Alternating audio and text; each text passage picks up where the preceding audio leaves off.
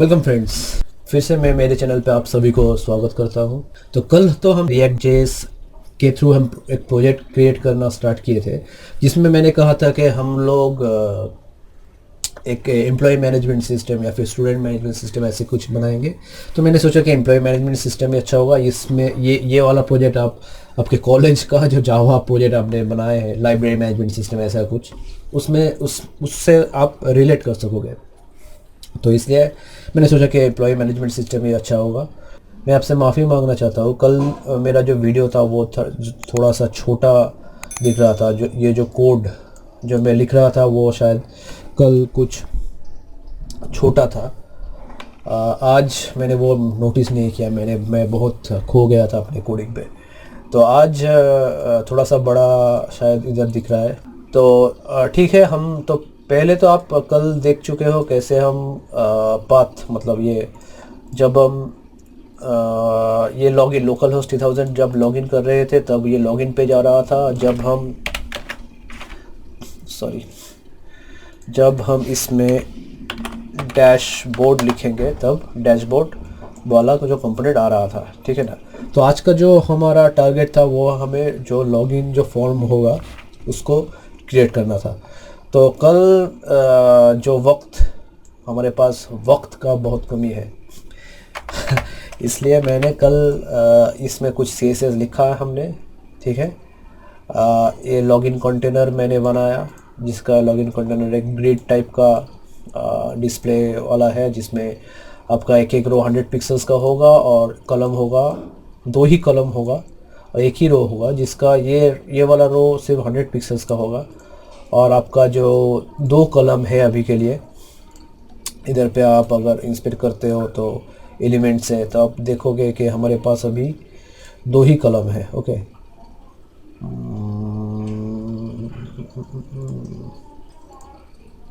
ठीक है, यहाँ पर देखिए आप 2 कॉलम है हमारे पास, ठीक है। एक ये login form will go here and please login, ये 2 कॉलम है अब हमारे पास, और ये ग्रिड लेआउट है उसके लिए, ठीक है। और लॉगिन लेफ्ट मैंने एक क्लास बनाया इधर, जिसमें ये प्लीज़ लॉगिन बनाया इसमें, और लॉगिन राइट और एक क्लास है। तो इधर पे वो सब भी बना लिया मैंने। लॉगिन राइट तो पैडिंग 1 REM डाला और इसका जो टेक्स्ट एलिमेंट होगा सेंटर। तो हमारा आज का जो पहला काम होगा तो वो होगा एक फॉर्म क्रिएट करना, ठीक है। तो हम फॉर्म नहीं इधर लिखेंगे। पहले हम क्या करते हैं, फॉर्म में आपका 2 इनपुट होना चाहिए, है ना। तो पहला इनपुट होगा, इनपुट टाइप होगा आपका टेक्स्ट, और इसमें आपका वैल्यू होगा ये कंट्रोल्ड होगा। इसमें वैल्यू ले लेते हैं इधर यूज़र नेम, ठीक है। ये वाला यूज़र नेम नहीं है हमारे पास, नहीं है ये यूज़र नेम जो वेरिएबल है, ये एग्जिस्ट नहीं करता। तो हमें इसको एग्जिस्ट करना है, ठीक है। तो इसको एग्जिस्ट करने के लिए हमको क्या करना होगा, हम इधर पे फंक्शनल कंपोनेंट बना रहे हैं, ठीक है ना। तो फंक्शनल कंपोनेंट जब हम बना रहे हैं तो इधर पे हमको कुछ वेरिएबल डिक्लेयर करना है। हम इधर पे क्लास बेस कंपोनेंट में जैसे कि हमको स्टेट लिखना होता था, तो वो स्टेट हम इधर पे नहीं लिखेंगे। इधर पे हम कुछ ही हुक यूज़ करेंगे, ठीक है। तो हुक क्या है एक्चुअली, तो आपका बहुत सारे हुक है। आप किसी भी फ्रेमवर्क में जाओगे या फिर आप अगर वर्डप्रेस में कभी काम किए हो तो उसमें भी आपके पास कुछ हुक होता है, ठीक है। हुक क्या काम करता है, हुक आपको कुछ इंटरनल फंक्शनैलिटी प्रोवाइड करता है, ठीक है। हुक का यही काम है। वो हुक के थ्रू आपका कोई भी फ्रेमवर्क हो या फिर कोई CMS हो या फिर कोई भी टूल हो, उसका जो इनबिल्ट कुछ फंक्शनलिटी होता है जिसका एक्सेस आपको वो हुक के थ्रू मिल जाता है। जैसे कि रिएक्ट में हम अगर कुछ वैल्यू असाइन करते हैं, किधर पे कोई वेरिएबल पे अगर वैल्यू असाइन करते हैं तो उसको स्टेट के थ्रू हम वैल्यू डालते हैं। अगर आपका कोई जावास्क्रिप्ट अगर वेरिएबल आप लिए हो शायद, जैसे कि ये यूज़र नेम हम लिखते हैं इधर, तो आप क्या करते हो, इधर पे जाके आप कोई भी वैल्यू अगर डाल देते हो, जैसे कि आप कोई भी वैल्यू अगर आप डाल देते हो तो क्या होता है, इधर पे आपका वैल्यू आ जाता है ना जावास्क्रिप्ट में। लेकिन अब जब रिएक्ट यूज़ करते हो तब इसमें वैल्यू डालने के लिए आपको स्टेट के थ्रू जाना पड़ता है, आपको स्टेट अपडेट करना पड़ता है। ये वाला जो वैल्यू है रिएक्ट में हम स्टेट के जो वैल्यू है होता है इसको स्टेट कहते हैं, तो स्टेट में वैल्यू आता है। तो ऐसे आप कोई भी वैल्यू डाल नहीं सकते। आपको अगर रिएक्ट में किसी वेरिएबल पे वैल्यू सेट करना होता है, असाइन करना होता है, तो आपको स्टेट के थ्रू करना होता है। तो ऐसे ही हमारे पास एक यूज स्टेट नाम का एक हुक है। ये मैंने आपसे कहा कि ये जो हुक होता है ये कोई भी फ्रेमवर्क, कोई भी टूल का कुछ इंटरनल फंक्शनलिटी है जिसका एक्सेस आपको दे देता है। तो ऐसे ही ये यूज स्टेट वैसे ही एक हुक है ये यूज स्टेट आपको वो असाइन वैल्यू असाइन करने का जो फंक्शनलिटी है, जो मेथड है रिएक्ट का इंटरनल, वो वाला फैसिलिटी आपको प्रोवाइड करता है। तो ऐसे ही इधर कर दिए, हम इधर पे लिख दिए यूज़र नेम, लेकिन इसको हमको रैप करना होगा एक थर्ड ब्रैकेट के अंदर, ठीक है। और इसमें आप कुछ डाल सकते हो जैसे कि सेट यूज़र नेम। तो ऐसे ही रैप करना होता है। ये जो सेट यूज़र नेम है ये कोई मैंडेट नहीं है कि आप ऐसे ही लिखो, इसको हम सेट गेट या फिर स्टोर यूज़र नेम कुछ भी डाल सकते हैं, इधर कोई प्रॉब्लम नहीं है। हम इसको ऐसे भी लिख सकते हैं। ये सिर्फ एक फंक्शन है, ठीक है। ये एक फंक्शन है जिसके थ्रू आप यूज़र नेम में वैल्यू डालोगे कोई भी, ठीक है। तो इसको हम यूज स्टेट वाला हुक अभी यूज़ करेंगे और इधर पे अभी के लिए ये ब्लैंक रखते हैं। कुछ ना भी डाल सकते हो, लेकिन आप अगर प्रो हो, मतलब आप अगर आगे जा रहे हो, आप अगर सोचते हो आपको आपका कोड क्लीन है, कोड अच्छी तरह से लिखना चाहते हो, तो इधर डबल कोट ऐसा कोड देना आपको। आप अगर ये कोड देते हो तो ये अच्छा माना जाता है, कोड स्टैंडर्ड अच्छा होता है, ठीक है। तो अभी सेट हो गया है। अभी यूज स्टेट में अगर आप कुछ वैल्यू डालते हो, जैसे कि हम इधर पे डाल देते हैं अभी के लिए यूज़र नेम, तो अभी यूज़र नेम का जो वैल्यू है वो इधर दिखेगा।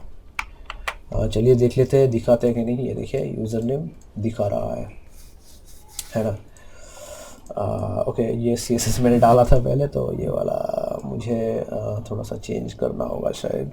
ये जो यूज़र नेम हम सेट किए हैं तो ये यूज़र नेम इधर पे दिखाएगा, ठीक है। अब हमारे पास तो हम इधर पे कुछ भी डाल सकते हैं, जैसे कि हम माय यूज़र नेम कुछ भी डाल सकते हैं, वही इधर पे दिखाएगा। ये एक प्लेस होल्डर की तरह अभी काम करेगा, ठीक है। इससे हम यूज़र नेम सेट कर लिए। अभी जब हम चेंज करेंगे कुछ वैल्यू इधर पे, अब हम अगर जब हम चेंज करते हैं कुछ, तो ये वैल्यू नहीं दिखेगा, ठीक है। इसलिए हमको क्या करना होगा, एक ऑन चेंज फंक्शन है आपका रिएक्ट में, जिसको हमें इधर पे इम्प्लीमेंट करना है, ठीक है। तो ऑन चेंज में हम क्या करेंगे, ये जो सेट यूज़र नेम जो हमारे पास हुक जो है, जो मेथड है, उसमें हम वैल्यू सेट करेंगे e.target.value। नेक्स्ट लाइन में डाल देते हैं, आपको देखने में आसानी होगी। ओके, ठीक है। अभी देखते हैं क्या होता है इधर। अभी के लिए कुछ वैल्यू नहीं है, हम कुछ भी डाल सकते हैं इधर। ओके, तो इसको हम देखते हैं कोई एरर नहीं है, तो इसको हम कुछ वैल्यू डाल के देखते हैं। वो वैल्यू हम कुछ चेंज हुआ कि नहीं वो हम कंसोल करके देख लेते हैं, ठीक है। कंसोल लॉग, ये जो यूज़र नेम है ये हम डाल दिए। कंसोल लॉग में हम देखेंगे, देखिए माय यूज़र नेम दिखा रहा है, अभी माय यूज़र नेम दिखा रहा है इधर। तो कुछ चेंज करके देखते हैं, हम एक एक टाइप करेंगे, सब कुछ इधर पे दिखाएगा। जैसे कि ये देखिए फाइनल तो यही है, लेकिन हम ऑन चेंज जो इवेंट है इसमें हम एक एक लेटर टाइप किए, इसीलिए एक एक वैल्यू इसमें आ गया, ठीक है। और आपको एक चीज़ समझना है और याद रखिए, ये जो यूज स्टेट है, ठीक है, ये एसिंक टाइप है। ओके, इसका मतलब है आप अगर वैल्यू डाल रहे हो तो तुरंत आपका वैल्यू डिस्प्ले ना भी हो सकता है, लेकिन ये थोड़ा सा वक्त लेता है, ये बैकग्राउंड में काम करता है, ये ऐसे ही टाइप है, इसलिए वैल्यू ज़रूर स्टोर हो जाएगा। आप अगर कंसोल में ऐसे सेट यूज़ करने के बाद, सेट करने के बाद ऐसा हो सकता है कि आपको कंसोल लॉक किया वैल्यू नहीं दिखा रहा है, तब आप पैनिक मत होइए, क्योंकि ये एसिंक नेचर का है, इस वैल्यू ज़रूर आएगा, बैकग्राउंड में आता है और थोड़ा वक्त लगता है, ठीक है। तो ऐसे ही हम यूज़र नेम सेट कर लिए। अभी चलिए हम एक पासवर्ड फील्ड भी सेट कर लेते हैं। इधर पे हम पासवर्ड डाल देते हैं, इधर पे भी हम पासवर्ड डाल देते हैं, और इधर पे हम देखिए ये फंक्शन जो है, लेकिन कन्वेंशन जो है वो सेट है, ठीक है। आप इधर पे पासवर्ड लिखो और इधर पे आप सेट पासवर्ड लिखो, ठीक है। ऐसे ही लिखा जाता है, आप भी ऐसे ही लिखो, क्योंकि ये एक कन्वेंशन है। अब कन्वेंशन जो है वो तो मतलब सेट और गेट में आपको पता ही है, गेट लाना, सेट करना। तो सेट अगर हम डालते हैं तो ये एक मीनिंग कैरी करता है, ये हम कुछ वैल्यू सेट करना चाहते हैं, ठीक है ना। Okay, user name and password दो आ गया। चलिए कुछ CSS सेट कर लेते हैं। इनपुट का इधर पे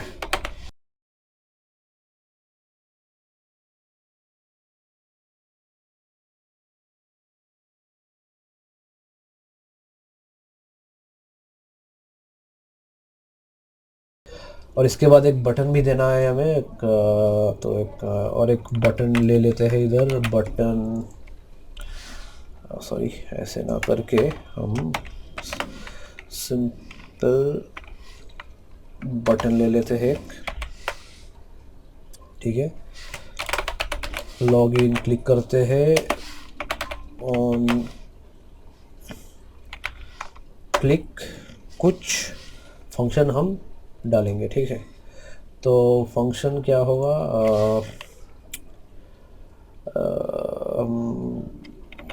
गेट लॉगिन ऐसा ही कुछ नाम देते हैं। अभी ये लॉगिन को डिफाइन करते हैं ऊपर। तो आप जब फंक्शन को डिफाइन करते हो, ये सिर्फ फंक्शन का एक रेफरेंस है, ठीक है। आप अगर ऐसे करते हो तो आप फंक्शन कॉल करते हो इधर, लेकिन हमको इधर फंक्शन रेफरेंस डालना है सिर्फ, ओके। क्योंकि इधर पे हम कोई भी काम नहीं करेंगे, ये फंक्शन में हम काम नहीं करेंगे, हम इधर पे फंक्शन डिफाइन करेंगे। तो आपको हम एरो फंक्शन तो दिखा दिए कैसे एरो फंक्शन काम करता है। अगर आप एरो फंक्शन को आप अगर और भी सीखना चाहते हो और दिस कीवर्ड कैसे काम करता है, तो मैं आई रिकमेंड, इधर पे एक प्लेलिस्ट है मॉडर्न जावास्क्रिप्ट, उसमें एरो फंक्शन कैसे काम करता है ये वीडियो इधर पे है, आप उधर जाके ये देख सकते हो, ठीक है। अब एक बार चेक कर लेना। तो अभी ये लॉगिन जो बटन है अभी इधर पे है, ओके। इसके क्लिक में जब हम गेट लॉगिन क्लिक करेंगे, उसके वक्त क्या होगा, हमारे पास ये यूज़र नेम और पासवर्ड जो कुछ भी हमने डाले हैं इधर, वो सेट होना चाहिए। तो पहले हम देख लेते हैं क्लिक करने से ये हमारे पास आता है कि नहीं। तो हमें कंसोल जो करना है वो इसके अंदर करना है, हम देख लेते हैं हमारे पास आता है या नहीं।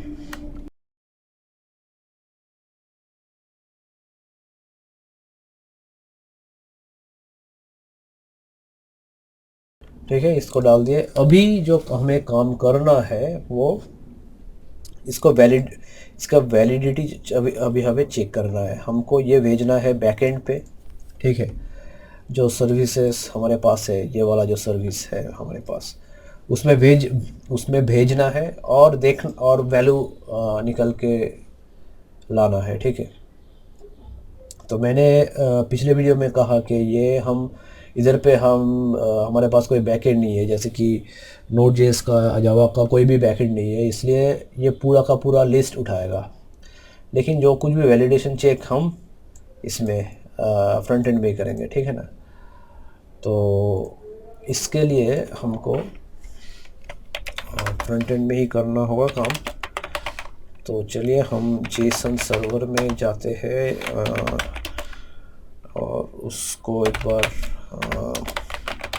रन करा लेते हैं। ये जेसन सर्वर और ये वाला कोड मैं जल्दी गिटहब में एक रिपोजिटरी करके उधर पे डाल दूंगा, और डालते ही हम आपको बताएंगे कि ये अवेलेबल है या नहीं अभी के लिए, ठीक है ना। अगर अवेलेबल हो जाए तो आप उधर से उतर के मतलब फॉर्क करके आप काम कर सकते हो, ठीक है। गेट एम्प्लॉय लिस्ट अभी के लिए यही रख देते हैं, ठीक है। हम आपको जो एसिंक अवेट कैसे काम करता है ये भी दिखाए। सेम प्लेलिस्ट में अगर आप जाते हो उसमें ही async await code, async await का जो ट्यूटोरियल वो इधर पे ही है, आप जाकर चेक कर सकते हो। ये भी एक अच्छा वीडियो है, आपको एसिंक अवेट समझने में आसानी होगा। ओके, तो हम जब क्लिक करेंगे ये वाला, इसको हम इंपोर्ट कर लेते हैं, ठीक है ना। ये एक्सपोर्ट हुआ है अभी, इसको हम इंपोर्ट कर लेते हैं ताकि ये जो रिजल्ट सेट जो अब हमको ये फंक्शन रिटर्न करेगा वो हमें लॉगिन पे मिल जाए। के लिए डैशबोर्ड क्लोज कर देते हैं। इंपोर्ट क्या करेंगे हम, फ्रॉम सर्विसेज किधर पे है, सर्विसेज बाहर है, ओके। तो // सर्विसेज पे जाना है। सर्विसेज से क्या हमें लेना है, गेट एम्प्लॉय लिस्ट, ठीक है। ये जो हम कर्ली ब्रेसेस के अंदर रख रहे हैं, ठीक है, ये ऑब्जेक्ट डिस्ट्रक्चरिंग है। अभी डिस्ट्रक्चरिंग क्या है आपको शॉर्ट में हम बता देते हैं। ये जो सर्विस है ये एक ऑब्जेक्ट है ना, है। जब ये कुछ रिटर्न कर रहा है, इसके अंदर जो कोई भी इसका वेरिएबल अवेलेबल है ठीक है, वो आपको मिल जाता है। इसके इधर पे मिल जाता है। ये डिस्ट्रक्चर हुआ है, इसका जो ऑब्जेक्ट है वो आपको इधर से इधर पे मिल जाता है। सोचिए कि मेरे पास एक ऑब्जेक्ट है अभी, जैसे कि हम ले लेते हैं कॉन्स्ट obj, ठीक है, name Sammy, live in Kolkata, okay. तो इसको हम अगर डिस्ट्रक्चर करना चाहते हैं तो कैसे डिस्ट्रक्चर हम करेंगे, तो हम गेट लॉगिन के थ्रू दिखा देते हैं इसको कैसे हम डिस्ट्रक्चर करेंगे। कैसे डिस्ट्रक्चर करेंगे, कॉन्स्ट इक्वल टू obj इधर पे लिखेंगे, और इधर पे जो नेम है ये इधर पे लिख लिया, ठीक है। ये नेम हम इधर पे डालते हैं दिखाने के लिए। पासवर्ड इधर से उठा देते हैं, इसको भी हटा देते हैं ताकि आपको कन्फ्यूजन ना हो।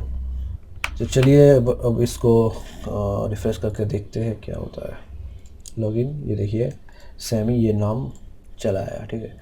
इसको हम सैमुएल कर देते हैं, फिर क्या होगा देख लेते हैं। लॉगिन सैमुएल, ठीक है। तो ऐसे ही हम डिस्ट्रक्चर करते हैं। अभी अगर ये कोलकाता कहाँ पर लिव इन करते हो तो अगर ये दिखाना चाहते हो तो कर देते हैं इसको भी, ठीक है। सिर्फ कहाँ पे रहते हो ये दिखा देते कोलकाता। दोनों को अगर दिखाना चाहते हो तो सिंपल है, आप इधर पे कॉमा देकर ही ऐसे ही करना है ना। तो हम इसको क्लियर करते हैं, लॉगिन करते हैं सैमुएल कोलकाता, ठीक है। तो ऐसे ही हम ऑब्जेक्ट को डिस्ट्रक्चर करते हैं। इधर पे भी सेम किए, ऑब्जेक्ट है उसको डिस्ट्रक्चर कर दिए इधर पे, ठीक है ना। तो अगर मल्टीपल एक्सपोर्ट होता इधर से, हमने दिखा दिया पहले, मतलब पिछले वीडियो में, वो एसिंक अवेट की वीडियो में हम दिखाए थे।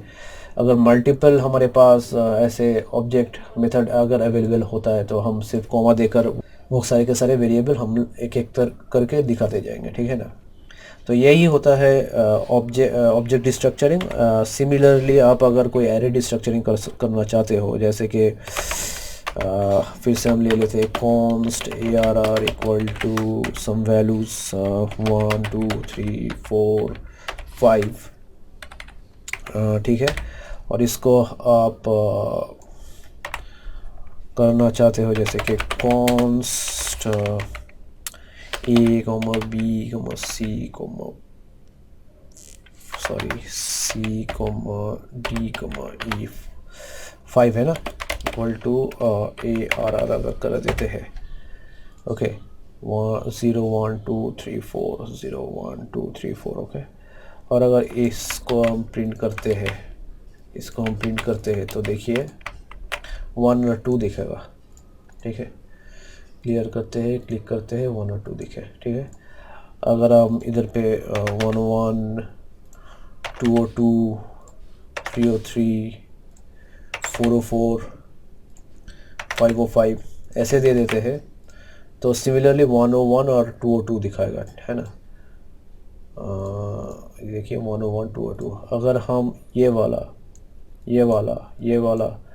भी करना चाहते हैं, हाँ एक बात है, अगर हम ए और बी डालें, है ना, अभी हमें 303 404 505 निकालना है, तब हम क्या करेंगे, ऐसे तो रखना ही है, हम सिर्फ इधर पे सी डाल देंगे, इधर पे डी डाल देंगे। ठीक है, तो अब देखिए, अभी अगर हम क्लिक करते हैं, ये देखिए 303 और 404 ये वाला 2 वैल्यू आ जाता है। ठीक है, ऐसा अगर आप करते हो, ये भी आप हटा दिए, ठीक है, सी डी ई रख रहे हो, ये सी 101 को रेफ़र करेगा, ये डी 202 को रेफ़र करेगा, ये ई 303 को रेफ़र करेगा। ठीक है, तो आपको ये सीक्वेंस मैनेज करना है। आप ऐसा नहीं है कि हम पहले वो सी डी इधर रखे थे तो 303 404 और 505 निकल के आ जाएगा, नहीं है।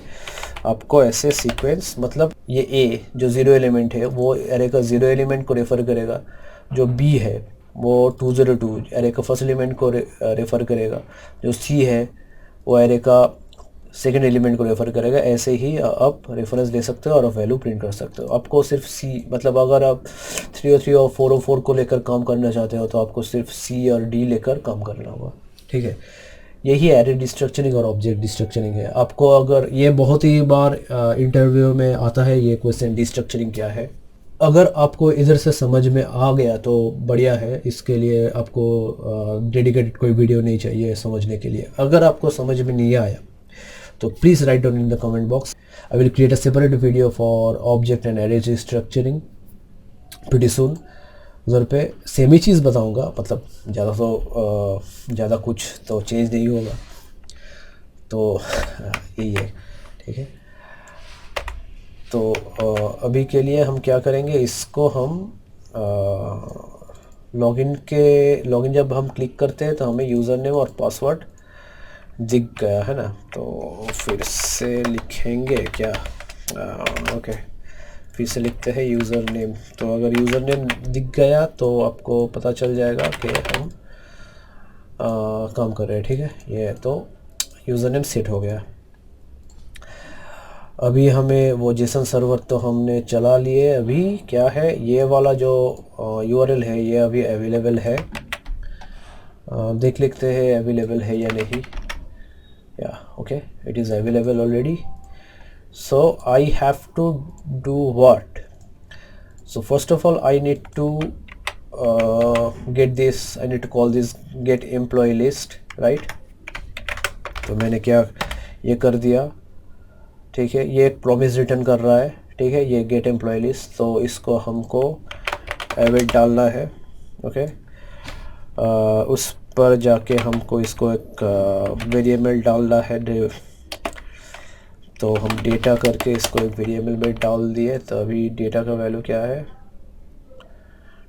It's never been used. Okay, हम देख लेते हैं इसमें डेटा में क्या है अभी के लिए। ये क्या एरर है,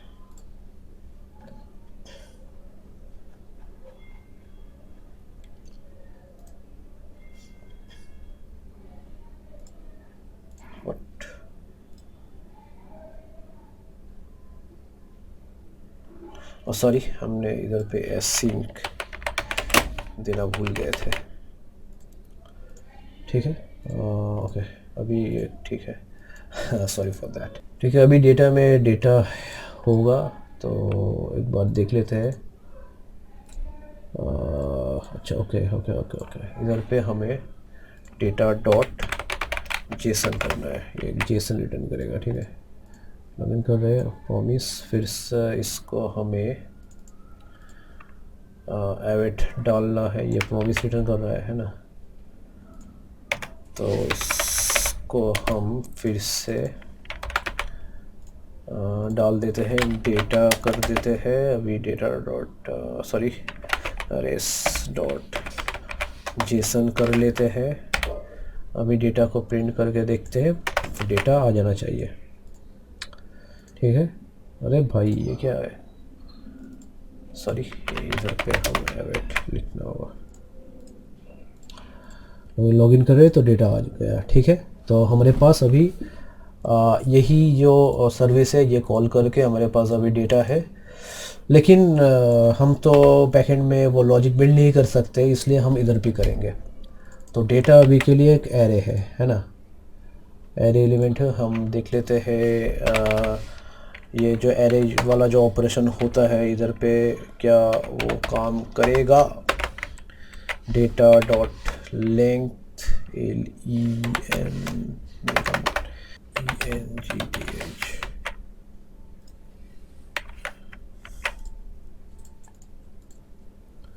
अच्छा काम कर गया। इसका 3 हमारा ये लेंथ 3 है। तो काम करते हैं, डेटा डॉट फॉर ईच कर लेते हैं, या फिर हम ये भी कर सकते हैं, इसको फ़िल्टर कर देते हैं, ठीक है ना। फ़िल्टर करते हैं, फ़िल्टर में हम क्या करेंगे, ये एक एरे होगा और क्या रिटर्न करेंगे हम, यूज़र नेम, ओके। अगर एलिम डॉट क्या है इसमें, डेटा क्या है इसमें, employ name, employ email, user name, okay. User name equal to अगर ये वाला यूज़र नेम है तो हमारे पास क्या वैल्यू है हम देख लेते हैं। console डॉट लॉग क्या वैल्यू है एक बार देख लेते हैं कंसोल करके। पहले तो ये एम्प्टी एरे है तो मतलब कुछ नहीं है। अगर ये वाला क्या है, अजय, अजय को लेकर एक बार चेक कर लेते हैं, अजय कुछ भी लेते हैं तो हमें एक वैल्यू रिटर्न हो रहा है अजय, ठीक है। और एक चेक लगाना है हमें, एंड एलियन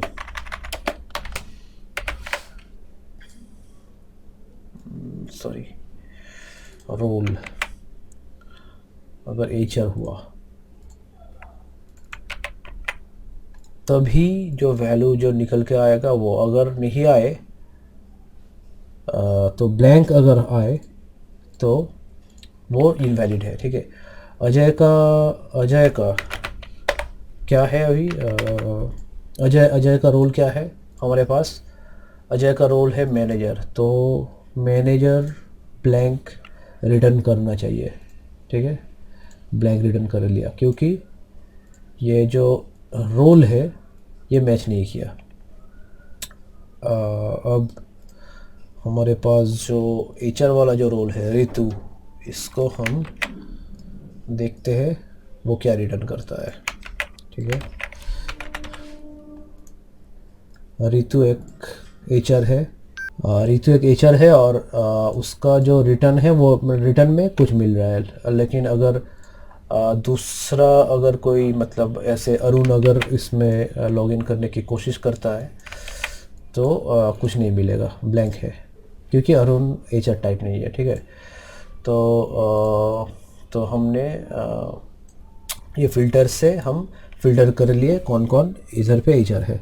अगर इधर पे आप मल्टीपल HR रोल वाला होता तो मल्टीपल HR का जो डेटा वापस आता हमारे पास, लेकिन मल्टीपल HR नहीं है। अगर मल्टीपल HR होता भी तो कंपनी के हिसाब से तो HR लॉगिन कर ही सकता है ना।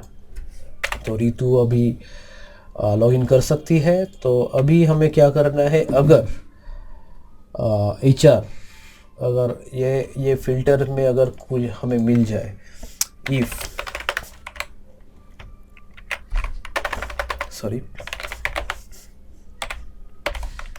नॉट लिंक ग्रेटर देन 0 है, अगर value dot length greater than 0 होता है तो हम क्या करेंगे, डैशबोर्ड में भेजेंगे, नहीं तो हम एक एरर शो कर देंगे इधर, ठीक है, इनवैलिड यूज़र। और डैशबोर्ड में हम जब भेजेंगे तो क्या करेंगे, हमारे पास वो रिएक्ट राउटर डोम है ना, उसका एक मेथड है जिसका नाम यूज़ नेविगेट है, ठीक है। तो हम यूज़ नेविगेट को ले लेते हैं, नेविगेट एक इंस्टेंस बना लेते हैं। तो अभी यूज़ नेविगेट करने के लिए इस्तेमाल होता है, तो इसका एक इंस्टेंस है, नेविगेट बना लिए। तभी नेविगेट करेंगे, किधर पे नेविगेट करेंगे, तो डैशबोर्ड में हम नेविगेट करेंगे, ठीक है। तो देखते हैं हमारे जो लॉजिक हमने तैयार किए वो काम करता है कि नहीं। तो हम अरुण दे देते हैं पहले अरुण इनवैलिड यूज़र, कंसोल ये वाला एल्स पार्ट में जा रहा है और ये वाला दिखा रहा है। अब हमें रितु को चेक करना है, रितु HR है और रितु लॉगिन करना चाहिए, उसको डैशबोर्ड वाला जो पेज है उसमें जाना चाहिए। तो लॉगिन क्लिक करते हैं, ओके, वो डैशबोर्ड कंपोनेंट में चला गया, ठीक है। तो मैंने जो कहा, ये वैलिडेशन जो चेक वो बैकएंड में नहीं हो सकता, इसलिए ऐसे ही हम फ्रंट एंड में ये करते हैं। तो आशा करते हैं आपको ये वीडियो अच्छा लगा। अगर आपको कुछ वैल्यू ऐड किया ये इस वीडियो ने, तो I request you to please hit the like button. And अगर आप सब्सक्राइब अभी तक नहीं किए हो तो प्लीज़ सब्सक्राइब माय चैनल। आपका सब्सक्रिप्शन मुझे बहुत ही मोटिवेट करता है। जैसे कि ये वीडियो मैंने अगले दिन ही रिकॉर्ड कर लिया था, क्योंकि मेरा मोटिवेशन बहुत ही हाई था, क्योंकि आपने कमेंट किए, सब्सक्रिप्शन भी किए बहुत लोग, तो मेरे मोटिवेशन बहुत ही हाई था। इसलिए ये वीडियो मैं अगले दिन ही रिकॉर्ड कर लिया, ताकि मैं आपके पास जल्दी से जल्द कोई भी without any gap I can provide you lots of other videos. So I will see you in my next video. So until then, keep practicing.